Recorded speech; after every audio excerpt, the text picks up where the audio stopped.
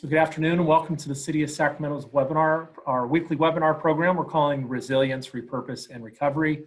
Just go ahead and give a few seconds for our registrants to join in, our participants in our webinar today. So we appreciate everyone joining in and participating. We have a great program today about Economic Gardening 2.0 and the first cohort of participants in that program.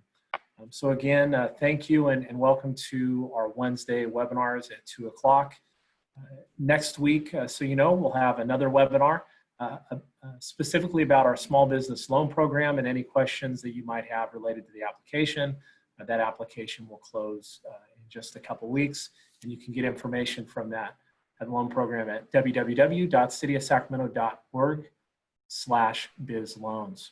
So without further ado, I'll turn it over to the project manager from the City of Sacramento and the Chief Innovation Officer, Louis Stewart. So take it away, Louis. Yeah, thanks, Darren. I appreciate it. Hello, everybody. Thanks for joining us today. My name is Louis Stewart, Chief Innovation Officer for the City of Sacramento. We're going to start with a quick round of introductions, and then I'm going to roll into a quick definition of what economic gardening is. And then kind of roll into a discussion with our first cohort. And I see they're all here, so that's fantastic. It's a great way to start. So I am going to do sort of a roll call, and if who I call can go ahead and introduce themselves quickly, and then I'll call the next person. So we're going to do it in order that you guys are on my screen. So I'm actually going to start with Kenny Sadler. Hello, everybody. I'm Kenny Sadler, and I am the principal consultant with Berkeley Strategy Advisors, and I've served on this program as the program administrator and the liaison between the cohort participants and the National Center for Economic Gardening. Thank you, sir. Next up is Tina Reynolds. Hi, everyone. I'm Tina Reynolds. I'm the president and founder of Uptown Studios.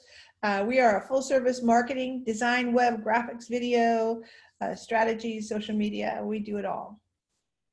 Cool. Thank you, Tina. Mark Adams.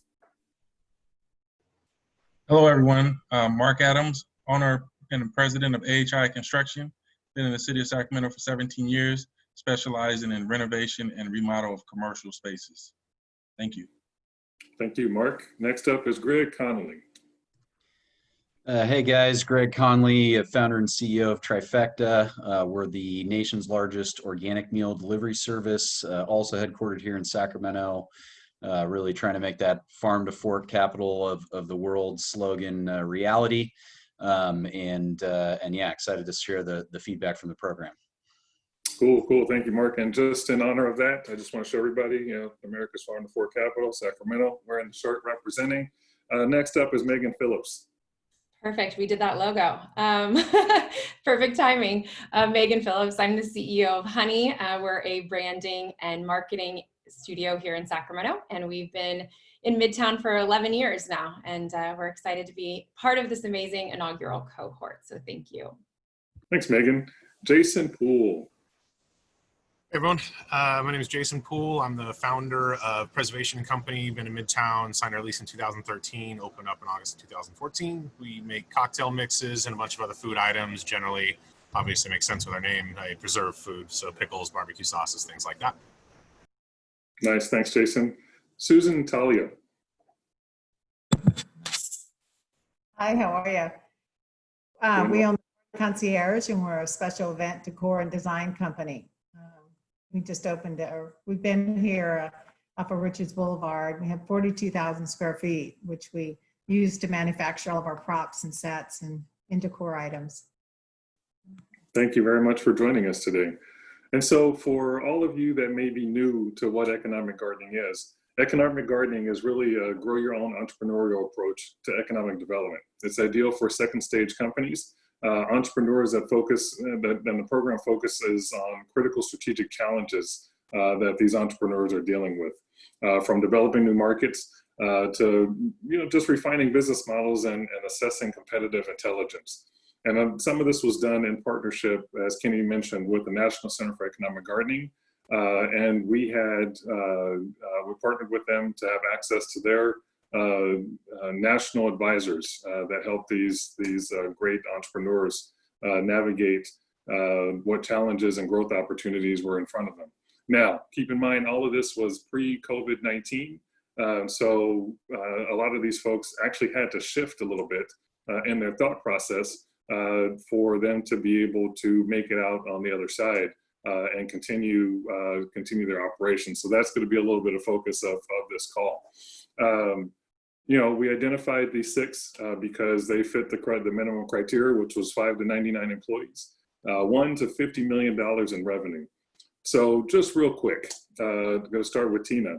In 2 minutes or less, please describe your journey getting to this point through the program. You know, our journey was like the coronavirus curve. It went up like this, and then coronavirus hit, and then it dropped down a little bit. So I started in 1992 as a graphic design firm. It was just me and my kids working out of my house, and here I am again working out of my house. And we just did graphic design because back in 92, there was no web, there was no social media. It was like, we did a healthy amount of yellow page ad designs, which was very different. So we grew, we added web. I got my first employee in 2000 and got my first space. And from there, it was web and then marketing and social media. And we just kept adding people and adding services. And now we have a full team of 18, and we offer full wraparound services. The one thing that we don't do is risk management. So don't get in trouble because we can't help you. We'll give you a lawyer's name. So we've been, this growth, it's like we got to 2 million in billings 2 years ago, and we bought our own building 5 years ago. In fact, we could talk about what the heck am I going to do with the building? Nobody's there. We're all working remotely. So we've got new issues, but you know, the punt is quick. We punt quick, and we can shift and pivot. And we've been as busy as we can be. Everybody's settled in to this working remotely and as happy as clams. I think that it's going really well. Thank you. I was honored to be part of this first cohort for economic gardening. It's really exciting. I think that's the first time I've heard anybody during this pandemic say they were happy as clams. Thank you very much. So I would, if we could do the same question with Megan real quick. Perfect. Thank you, Louis. You know, Honey started because I worked in-house for food, beverage, and agriculture my whole life. And I really wanted to create a space in which storytelling was at the sort of the forefront of everything we were designing and everything we were marketing. I realized that a lot of folks didn't understand where their food came from. And so I grew up in rural Sonoma County, moved to Sacramento, and I didn't imagine the amount of community that this amazing city was going to embrace when I decided to start Honey and really decide that food, beverage, and agriculture was going to lead all of our design and lead all of the marketing that we did. We've, you know, trust is everything. This community is everything. And I really do think that our journey is because of Sacramento. Our journey is because we trusted that we were going to really be able to help a lot of people with good storytelling and great design and bring it into a market that necessarily didn't, you know, wasn't sure where they were landing until America's Farm to Fork Capital came to us, you know, as a big brand 5 years ago.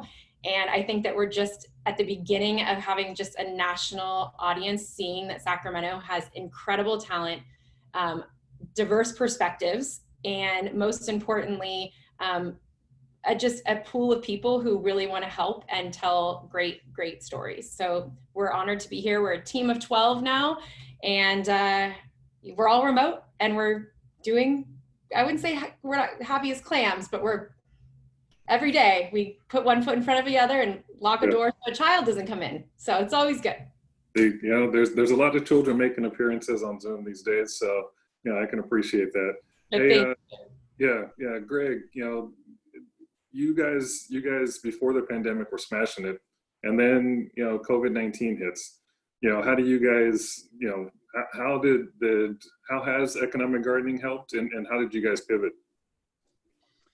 I mean, we're very fortunate to be in a space that was almost designed for COVID-19. So we're in the no-touch food delivery space. So, you know, I joke with people that I, for years, have said entrepreneurship is all about, you know, hard work, you make your own luck, blah, blah, blah. And then COVID happened, and I was like, okay, maybe luck does play a, does play a piece in it. So, you know, I feel very fortunate that we're in an industry that's kind of thrived through COVID.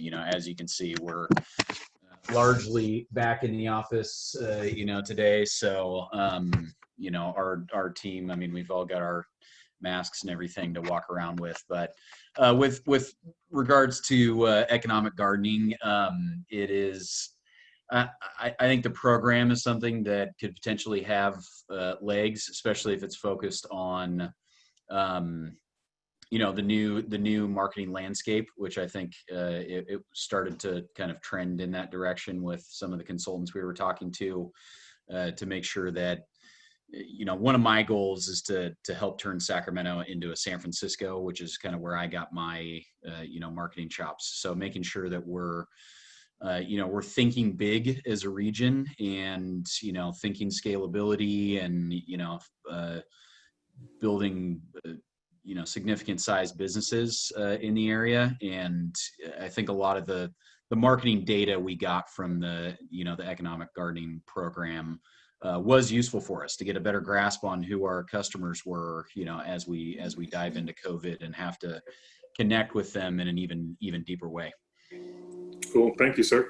And, you know, I think not necessarily speaking out of turn, but then Susan on the other side, you know, in the event space, you know, COVID-19, you know, had to impact what happened with your industry. So if you can just talk a little bit about, you know, how economic gardening has helped you rethink what you guys do, you know, as industry leaders here in Sacramento. Well, when we first started working with Economic Garden, we were working on different aspects of what we thought we wanted. But when the COVID-19 hit, starting March 11th, one after another, our clients called and canceled every job we had. We lost $200,000 in 2-3 days. So it kind of changed the Economic Garden as they kept working with us. It gave us hope that, okay, we can do this. And it was really greatly appreciated. You know, we started our company when the balloon lady married the Iceman, and there was just like 3 of us, you know. So 27 years later, we've been through fires and health issues and so many things, but we carry on. And with companies that, you know, with Economic Garden, it really helped us to do that.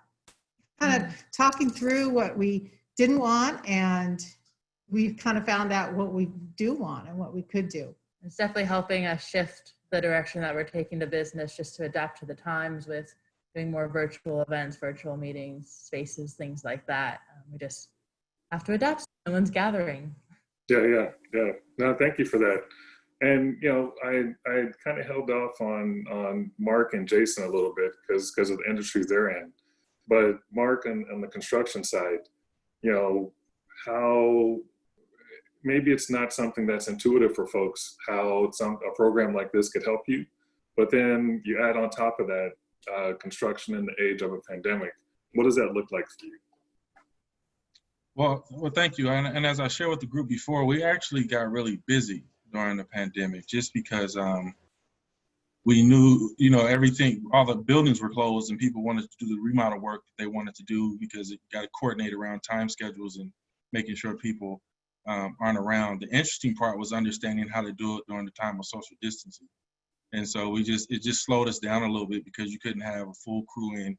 You had to make sure you were stacking your trades. But from this standpoint, working in the city of Sacramento, the reason why this program was so important for me, and I kind of said this, you know, I'm kind of like in this vein of breaking through and not breaking through. And the interesting thing is, I've been here for 17 years, and I rarely do any work in Sacramento. And so part of this economic gardening program was, how do I break through in the city of Sacramento, the city and the county? And we all understand the power of relationships. And so it was important for me. You probably look up my website, and there's no web presence. There's no LinkedIn presence. And I was purposeful during this process because at the time I was getting ready to have my website designed. And one of the feedbacks they gave me was, you know, how do I position a construction company, but use the website and the LinkedIn and the social media aspect of it to grow this business and break through in Sacramento. So the analytics they gave me, the marketing tools that they were telling me to input into my website, how do I get people to understand that I'm here, you know, and present to them? I mean, it blew my mind away. Some of the stuff that they gave me were tools that I would have never imagined were out there. And, you know, just the thought of having an intern from Sac State who could come in and build that website. I'm in construction. I build things. You know, you put a hammer and a nail in my hand and I'll go to work. You put a computer in front of me, I'm okay. You know, I'm halfway decent, but website, and like I said, I've been doing this on referral only for 17 years. Like I don't really have a branding tool or marketing presence, and I've been successful in those 17 years. So the question was, how do I break through, right? And for me, it was like taking the economic gardening tool, letting people know about it. I've been sharing it a lot and getting people excited about it, and then just leveraging it, the tools they gave us, plus the people in this cohort, and understanding how do I grow this business with the power of relationships. Like I've known Tina Reynolds, we've been in the same circles for a long time. You know, I'm a Nehemiah Fellow in leadership program. So, you know, you kind of sit in that circle, but now it's like with this cohort, how do I leverage this cohort? And they do the same with me to start opening some doors and understanding relationships. So outside of the tools that the economic gardening gave us, it was also, I really wanted to build with the cohort as well, you know, because we have shared common experiences right now with COVID-19 that, you know, as a group of us combined, we could have pushed through. So the construction industry, like I said, it hasn't slowed down. I'm actually looking to hire more people. I have projects coming through, and I'm like, wow, this is interesting, because I was actually looking forward to a break and it just hasn't happened. So, but I'm thankful. That's a blessing, because we don't know what tomorrow may be. I might be sitting at home twirling my thumbs in a minute, but I'm thankful for that. And I'm thankful for this program. It's been a true blessing. Thanks, Mark. I actually wasn't expecting all of that. That's fantastic to hear. You mentioned something that's very important. You know, we had a couple other partners in this program, and that's Sac State and the Metro Chamber. You know, when we solicited applications for this program, we reached out to the Metro Chamber, all the ethnic chambers, Rainbow Chamber, to source applications. And, you know, they jumped in feet first and sent us, you know, our first pool for the first cohort. And then Sac State jumped in and said that they wanted to see if it was possible to place interns within these businesses to help the businesses do what they were finding and what strategy they may have developed as part of this program. So it's cool to hear, Mark, that's one of the things that you're going to be taking on.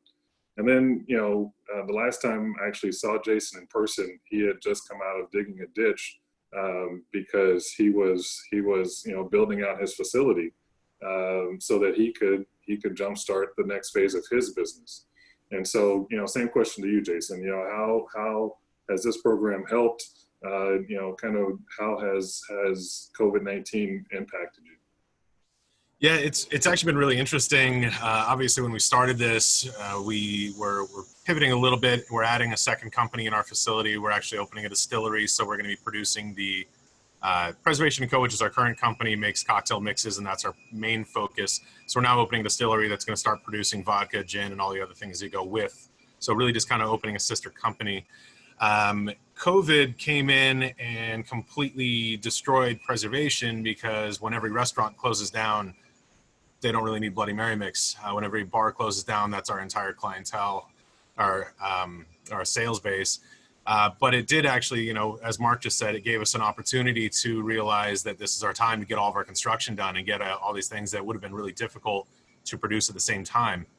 So the blessing side of COVID-19 is that while we were shut down and we couldn't produce, nobody else was in our industry either. So it didn't really give anybody a competitive edge when, you know, we would have had to do this build out anyways. And that would have been very, very difficult to do that, because we can't produce food items while we're hanging drywall. So it wouldn't have worked out.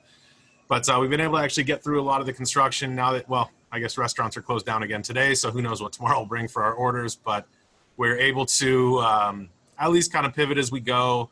It's allowed us to at least realize growth on one side when we may have slipped a bit on the other. Joining this group originally, it's just to kind of learn more about marketing, because everything in the past for us has been all word of mouth and, whatever idiotic thing I can put on Facebook. Now we have a little bit more directive and know where we're going. And through COVID, it really has given us the opportunity to realize how to really focus our efforts on what is going to be kind of the rising of the Phoenix moment for us, and where to focus our efforts and concentrate our time and really get the most bang for our buck. Especially noticing, areas that I may not have been putting too much attention into that really it will have the most impact when we're able to do that. Cool. Thank you. Yeah. I think, one of the things that was different about our economic gardening program compared to how it's run in other states and other cities around the country is that the City of Sacramento stepped up and said that we'll invest one-to-one with these entrepreneurs if they want to invest in themselves.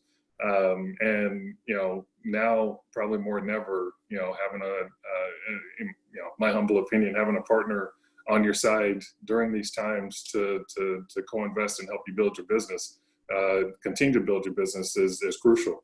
How are you guys, and this is open to anybody, how are you guys looking at and planning on continuing the momentum as we move into phase 2 of economic gardening, which is the co-investment phase? Whoever, Jump in. Tina first, and then Jason. So I mentioned earlier, it's like, what are we going to do with this building? I think that this second phase of economic gardening is really leaning in to this cohort and other friends, and thinking outside. Innovation is a big part of what's happening with COVID. Is like everybody gets to reinvent themselves and still be the same kind of business and service providers. So we're really looking into how it is working from home. It's going to last for another year probably. Settle in, get comfortable. It's not going to change really quickly. How do you create a world around this world? Jason? A big part of our pivot right now is obviously, as Greg mentioned earlier, the delivery business is something that's big and is going to be for quite some time now, with everyone not really looking to go out to the store, or really having logistics issues with, us getting product to our distributor and getting it to the right places and getting it into the hands of our customers. So while we have not really focused too much on direct to consumer before, we're obviously starting to work on that now. And that was a part of what we talked about in the program, on how to get the word out about that and find ways to get our products into the hands of the consumers that we're looking for. So that's going to be a change that we really haven't done before. And, we've shipped as far as Australia with all of our products on a container, but I've never really put the effort into just finding a way to get the consumer to buy direct from us. So that'd be a good change. Gotcha. Megan? Yeah, for us, we've seen our leads dry up fast. It's been ominous. I'm not going to lie. It's been a very ominous couple of months of just everything getting quiet in food and beverage. And I'm sure Jason, our wineries that we work with aren't selling to restaurants. But this program, I think, to Susan's point, has given me so much hope.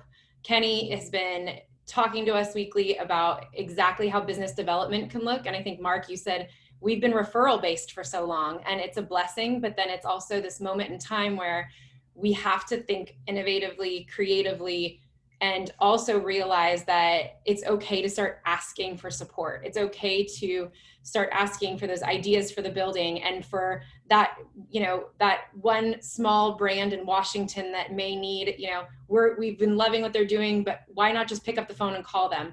And I think what we're realizing through economic development is that we are only going to grow so much unless we start thinking bigger and thinking about those networks that we can start leaning on more. So we're actively doing business development right now, which we haven't done. We're going to be dedicating a lot more efforts towards it.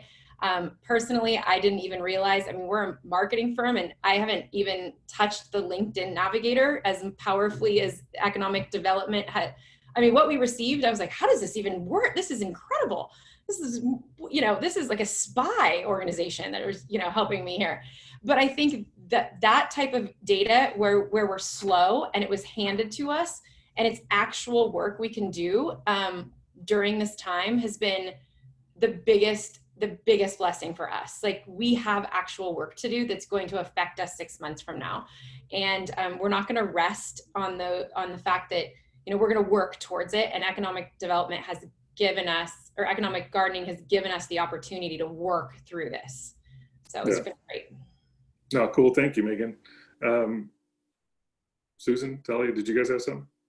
Yeah, so we're just started to go ahead and are building an e-commerce website. We're shifting online. We're really just having to change everything that we're doing. So doing balloon deliveries, set up backyard parties, the small ones that do exist, graduations, drive-by parties, also doing printing and signage. And then we're really looking to really developing the AV film video production side and using also we have a building issue. We have 42,000 square feet that is sitting there. And so we're looking to bring people in to either do like webcasting or full-on conferences or just training videos, whatever we can to make use of it. But that's where we're sort of heading with the funds and working on the website and things like that. Yeah, Cool. it gave us the opportunity to do things that we hadn't thought of. And we didn't have the time to think of them, or we didn't have the time to create new policies or new ideas. So, you know, we've really, and Talia's designed our new e-commerce site, which it's like, look at that, there's an order. It just came off. It's already done. You know, it's like a big surprise every morning. Whoa. So things that we never thought we would be doing have really helped us out though. No, super cool. Greg, Mark? Yeah, you know, as we go in the second phase, I'm excited about that. Like Megan mentioned, Kenny has always been giving nuggets about business development. And I think from the marketing standpoint that they're giving us, you know, it's going to be key that I take full advantage of the business development. But the second part is, you know, I used to have an executive coach, right? You know, somebody who would teach me, you know, I know how to run the business, but, you know, even Kobe knew how to shoot a free throw, right? But there was always a coach that showed him that, you know, his hand might be out of place or something to that effect. And so I've always thought, you know, like, should I put more money back into the coaching part? Because I only know so much. I know what I know and I know what I don't know. And I believe in the whole power of synergy, right? Multiple minds coming up with one idea to try and get to an end result. And so part of my thing was like, as we enter second phase, is just build on that business development, get my website developed, try and work with this group to understand our synergies, our minds. Jason may have an idea that I never thought of. Greg in the food distribution may have an idea that I never thought of. So it's that kind of stuff, the second phase I would love to see. And just utilizing that 1-to-1 ratio. Like, I plan to max out those dollars and trying to build this just so this whole program could be successful. So that as they're looking around trying to see what economic gardening is, if the city's willing to invest, then I have to be willing to invest. And so I want to take everything that they've given me and try and maximize that. So that ultimately that's my goal with the second phase is to maximize it, and then just try and look at how this cohort could work with synergy, with multiple minds coming to one solution. And that'll be ideal that I would love to see. Yeah, cool. Thank you, Mark. Greg? Yeah, I mean, to echo what Mark was saying, I think it's always good to have a third party perspective on your business. You know, I'm part of different CEO groups like EO, where I've, you know, other CEOs telling me, you know, things that are blind spots for me. You know, I'd take what Mark was saying even one step further into the, you know, you don't know what you don't know, you know, region. And I think, especially, you know, for us, we are a almost pure direct to consumer brand. So I'm very lucky to be kind of on the other end of the spectrum. I think, you know, with most people on this call, and, you know, would love to add any, you know, value and expertise I can to the, you know, to the group, maybe, you know, in future sessions, et cetera. But for us within the program, it was really saying, okay, we're spending maybe $800,000-900,000 a month on advertising on Facebook, Google, and all of that. Where can we go find these customers that are in our case, our high lifetime value customers. And the program had access to a lot of databases that candidly I didn't even know existed, and they were able to take we've got a reasonably large amount of data already. They were able to take a lot of that data and filter down and give us a lot of additional information on who our customers were. I've got people that buy one box and they never buy again, and then I got people that eat our food for the rest of their life, month after month, year after year. And us really knowing who those specific people are was very useful for our marketing efforts. And that's definitely where we would we would take any investment from the city, et cetera, to really kind of try and build on that as well. And I know company size wise we're going to be too big for any future cohorts, but definitely want to do what we can to support the city and support other people in our cohort, because a lot of the challenges I'm hearing everybody say on this call are things we happen to be very good at, just because that's what our core business was before COVID even happened. So always happy to try and pay it forward to the the Sacramento entrepreneurial ecosystem, because we're what's going to create the jobs and get people back to work as everything subsides. Yeah, no, thank you. I got Megan and I got Tina. You always go at the same time. I love it. Who's going first? Tina, you're up.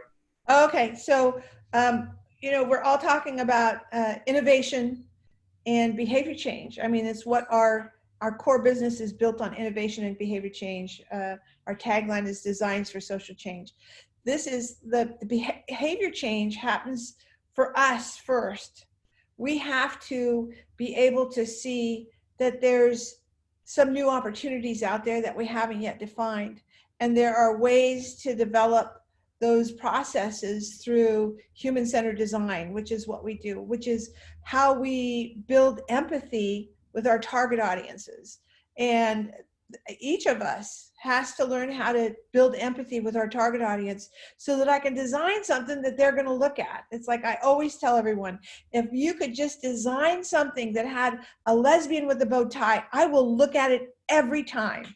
Every time I will look at it. So our task is dividing all these target audiences into these small little groups that really are going to draw the attention of that audience, so that they're going to look at it and they're going to click on it. So that's what I have to say. Thanks, Tina. Megan?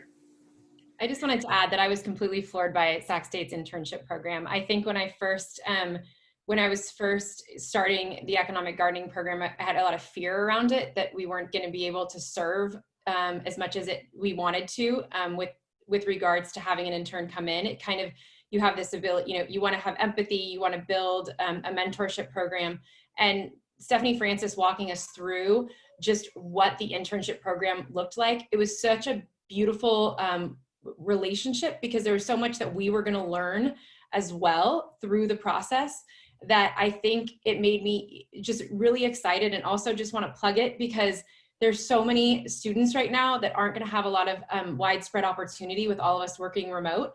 And there is a barrier of entry. And I just appreciated the fact that there is a lot of businesses in Sacramento who can support and invest in the community by considering an intern right now, even in this environment, because there's so much to give and get, and there's so much learning and unlearning happening, that I just really do feel that having the opportunity to learn more about it was really powerful. And, we're excited because it's something that we want the city to invest in with us and have it be more paid. And I was impressed, and think that, it's not as scary as it maybe seemed. And it also is an opportunity to kind of lean into it, even in the most fearful remote Zoom situations, because we're all Zooming. It's fine. Even a student can do it. And you know what? This is the new work environment. And maybe it's even good for a student to come out into an environment where there is disruption. So I just appreciated that portion. Yeah, super cool. I haven't called on Kenny. And Kenny has been kind of the behind the scenes linchpin to making sure this program proceeded without a hitch.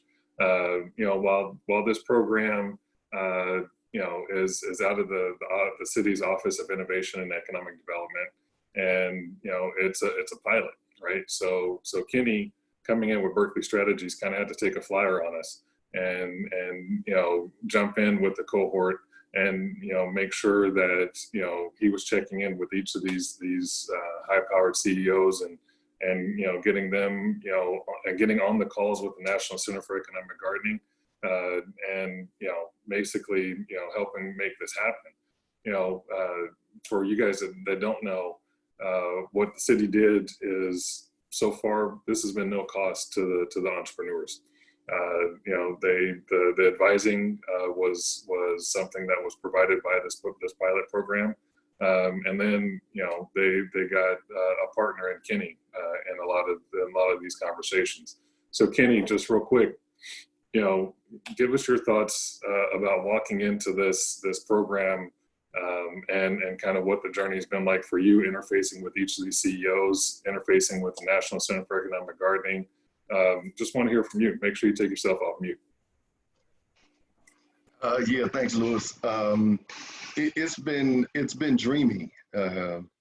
It's been at the same time, really exciting and educational, informative for me. But the big part has been, and this is no cap, as my kids say, no cap. That means I'm not exaggerating here. The people have just been great to work with on both sides. The center, the National Center for Economic Gardening, super humble folks who are brilliant, easy to work with, just ridiculously professional, willing to spend time with me off the program, coaching me through some stuff or helping me help the cohort. So I couldn't imagine a better experience with a research firm who does analytics. So that was awesome. I feel really lucky. But working with the cohort, because these folks are right here in Sacramento, I can continue relationships with them, and I really do feel like I've made some real friends.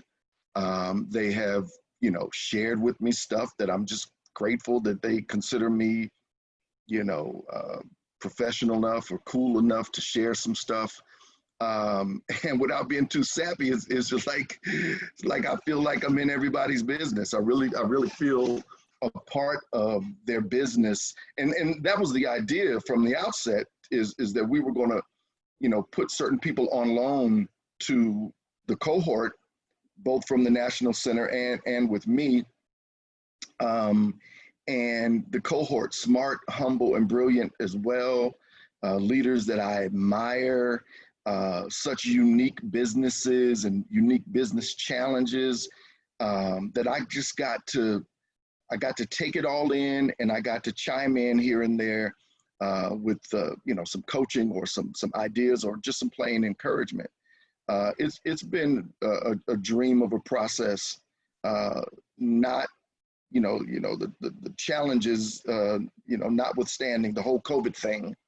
But as a strategy expert and somebody who lives strategy and lives it, I'm looking forward to hoping that I get the opportunity to really develop strategies for this team or for this cohort that they won't insulate you from everything, but a well thought out and a well designed strategy.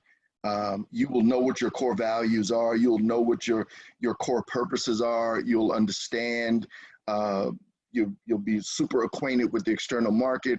You'll be super acquainted with your resources and capabilities in-house, and it will make the process of running into another COVID or another major challenge a little easier to deal with, because you will have settled some things up front, and you'll be prepared regardless of what comes your way. So I'm the luckiest dude on the call, and not even to get deep into the relationship with the city and the teamwork and the just kind of, I know it sounds sappy, but kind of the family thing, feel like I'm friends with all of you guys, and in the city, at the National Center and with the cohort. So it's been dreamy, man. Thank you. Dreamy. That's a new description as well. Thanks, Kenny.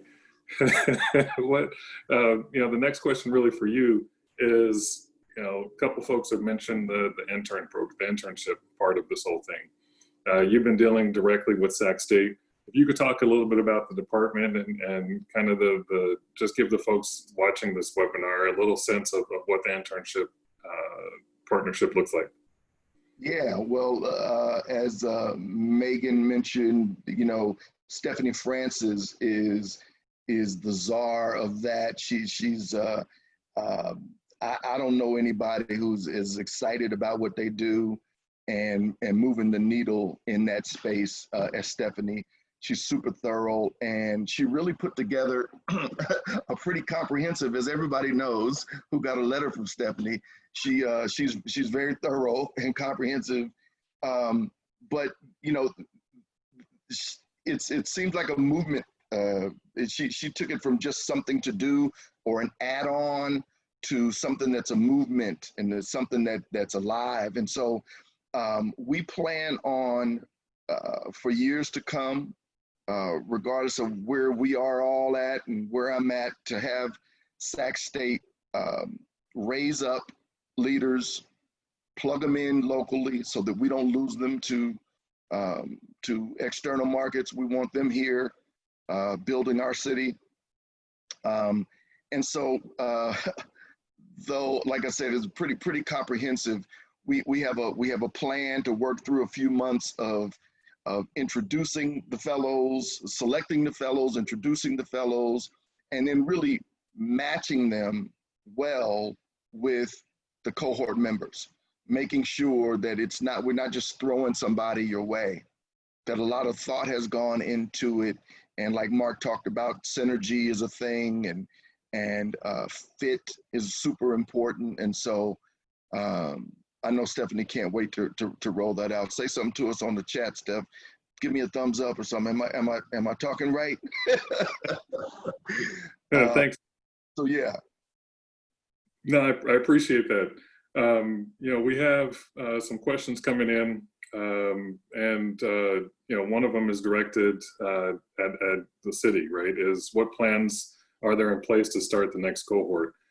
So right now we're actually a little bit behind with the first cohort just because of the pandemic, but really we're trying to launch it around the same time this year as we did last year. So probably looking at November 2020 to jump back into another cohort, and hoping that these 6 on this cohort will serve as mentors to the next 6.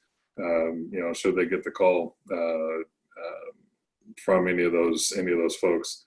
I'm sorry, I'm just reading through questions.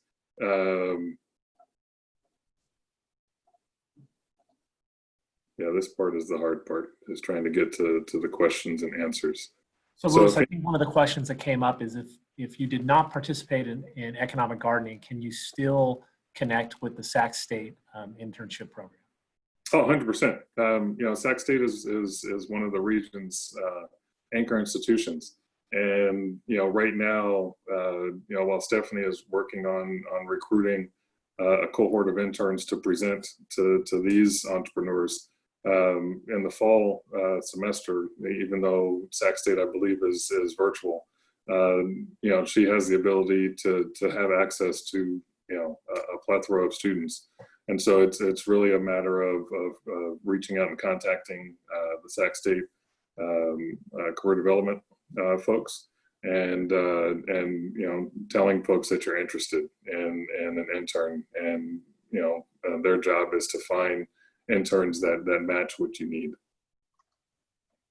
Thanks, Darren, for monitoring the questions. And Stephanie has included her contact information in the chat, stephanie.francis@csu.edu.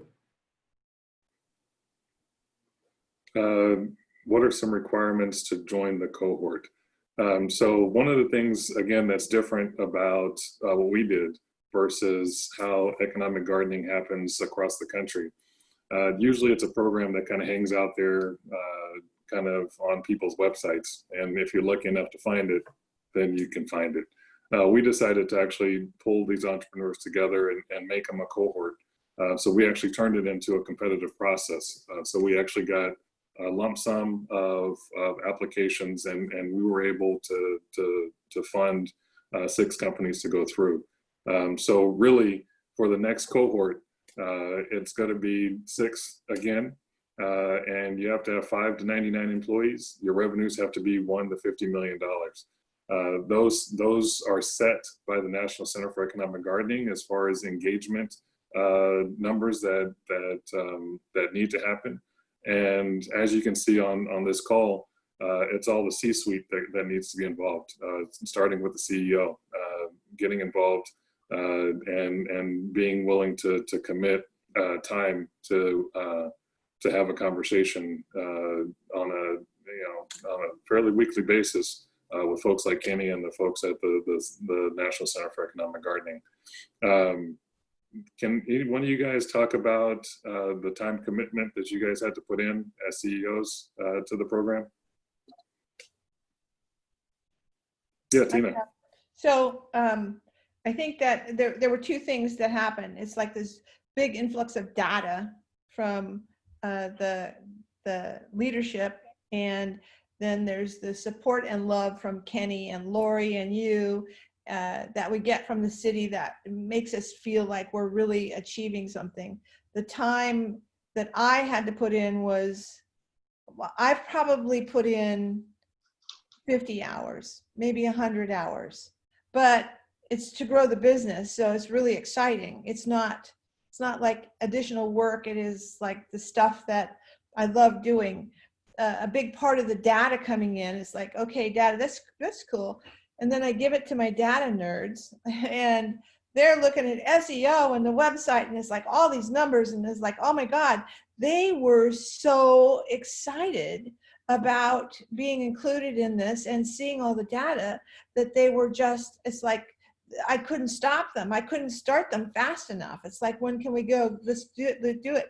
And then the support that we've gotten from you and your team, Lewis, and has been really great. It's where it's like a therapy session, a CEO therapy session, where we grow together. It's like we really are growing together. It's not, you're just not growing Uptown Studios.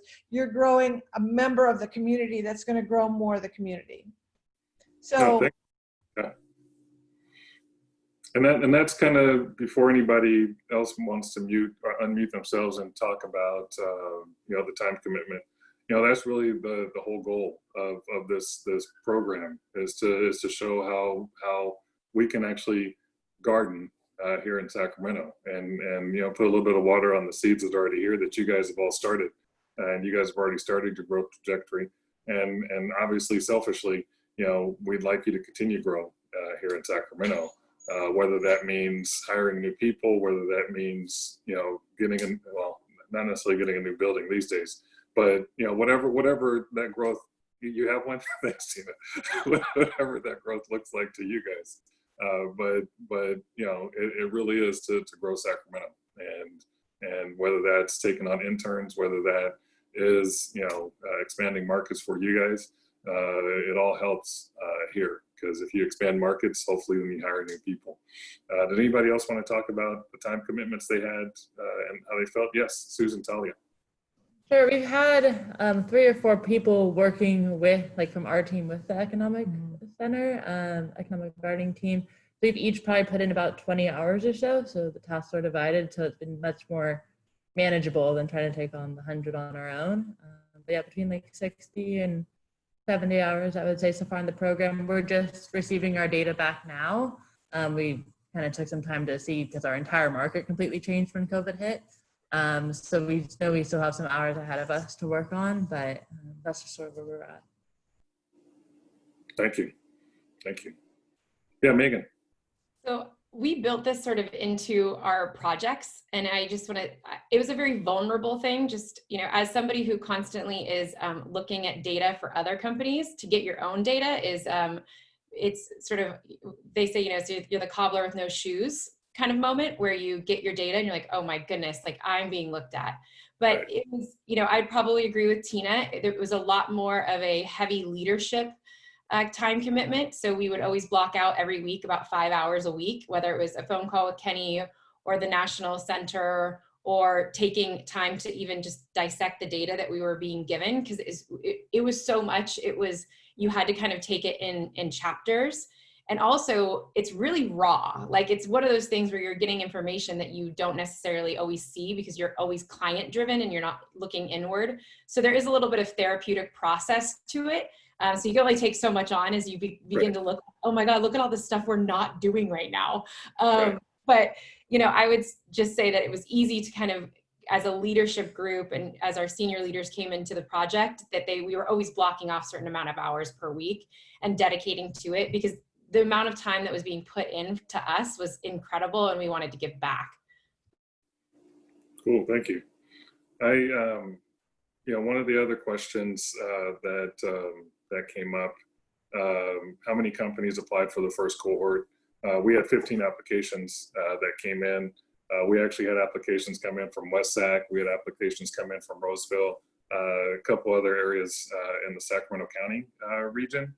But this is for us, this is a Sacramento City specific and Sacramento zip code specific program. So unfortunately, we had to turn away some folks. But as I told my colleagues, I encourage the other cities to stand up a program like this. National Center for Economic Gardening, has slots available. I think investing in your own right now is probably one of the best things that we can do as communities to continue our growth trajectory. I want to give you guys the opportunity to give any closing statements that you guys may have, advice for anybody watching about this program. So when the next cohort opens up, we get a lot of people applying. Tina, I'm going first. Somebody else can go first. Every time. It's fantastic.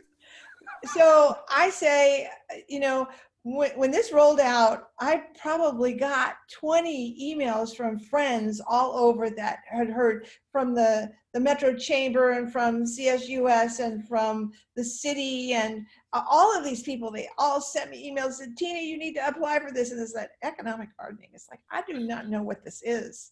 I do not know what it is. So my advice is, if you want to know about it, call me. I will help you walk through it.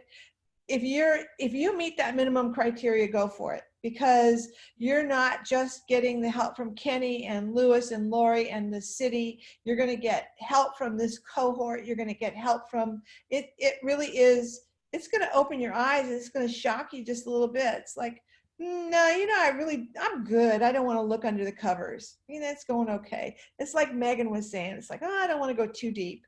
But once you get in there, it's like, oh, we could really elevate all this once you get over the shock of like what you're not doing right. And then you can start doing it right. So call me, I'll help. Apply for it. Thanks, Tina. Anybody else? Or did Tina just drop the mic on everybody? I'd love to jump in. I think obviously this is the first cohort, so I think we're really kind of getting the program off the ground. I'd love to, in, kind of future cohorts, make sure that we're giving everybody in the cohort as much like directly actionable stuff as possible, so everybody comes away with really valuable marketing data, because that's what it kind of felt like. And especially during COVID, first thing to go for most people is usually their marketing budgets, which is probably the last thing that they should go. That's like turning off the flow of money when you need money the most. Right. So really, I think a lot of people in this cohort are at different stages of the the marketing process, but making sure we're plugging in the assets they need at those particular stages, because I think cohort data may be super useful for us at Trifecta. May not be as useful for other people. Same with other assets. So really making sure I know we kept the size of company relatively tight, and I think we could probably tighten up the assets that we're given everybody coming out of this type thing. But the gardening council team that we worked with that's been doing this for years and years, definitely knew their stuff, and I think was able to do that pretty effectively. Cool. Thanks, Greg. And Megan, you have the absolute last word. Oh, No. I was going to give it to Jason. Jason was quiet over there. I was like, wait a second. I just wanted to say, I'm most excited that we're going into phase 2. I think that's really an awesome moment, because now we're taking everything that we've learned, everything that we've spent researching, and we actually get to make an ask. And I think that's writing a proposal for yourself is pretty awesome. And it's also very, it has to be very thoughtful and very strategic and very much like, wait, is that the right ask? Is that the one I should be talking to the most? And this cohort and everyone at the city and the chamber and Sac State helping make what's the most effective and impactful ask for Sacramento is pretty awesome. So as we go into phase 2, I'm really excited, because this is the ask that's going to impact the community, and it's really important right now. Yeah, thank you for that. And for everybody that's watching, or everybody that tunes in later, we'll be releasing the report for phase 1 of economic gardening, and we'll continue to try to be transparent as we enter into phase 2 for this. I saw Kenny raise his hand, and I told Megan she had the last word. So what do you have to say, Kenny? I had to push back. I want to encourage everybody who's looking and listening, and even the cohort, that strategy is about making choices. So we've accumulated a lot of information, a lot of data, a lot of research. There's still choices that have to be made. The segmenting that market, targeting a market, and understanding really well what your target market values, and then delivering that. And that will require choosing stuff not to do. So you don't be overwhelmed with all of the stuff that came back, because if you're going to have a good strategy, it's going to be trade-offs. You can't do it all, and it'll get simpler as the strategy is developed. And phase 2 is where that comes in. It's not going to be realized in phase 1. So we're having a conversation about half of the program. Yeah, and so thank you, Coach Kenny. And with that, I want to thank everybody for tuning in to our Economic Gardening 2.0 session. I want to thank all the talent and entrepreneurs for being part of this first cohort. And I look forward to growing with you in the years to come. Thank you, everybody.